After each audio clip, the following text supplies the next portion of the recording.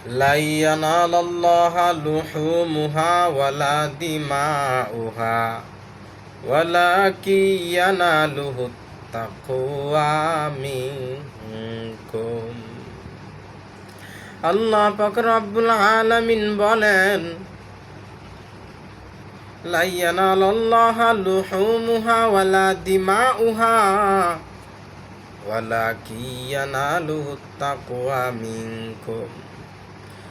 তোমরা যে পশু জবাই করো, আমি আল্লাহর কাছে এই পশুর রক্ত এবং গোশত কোনো কিছুই পৌঁছে না, কিন্তু তোমাদের একটা জিনিস আমার কাছে পৌঁছে, সেটা হলো তাকওয়া। ওরে আল্লাহর গোলাম, কুরবানি করবা ভালো কথা, আল্লাহ পাক রব্বুল আলামিনের যত্ন করো। ওরে আল্লাহর বান্দা, আল্লাহর জন্য করলে তুমি আল্লাহর হুকুম পালনটাও তোমার হয়ে গেল।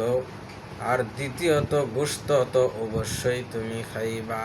আর যদি শুধু গোশত খাওয়ার জন্য এবং লোক দেখানোর জন্য কুরবানি করো, তাহলে ওই তাকওয়াটা আল্লাহর কাছে পৌঁছবে না।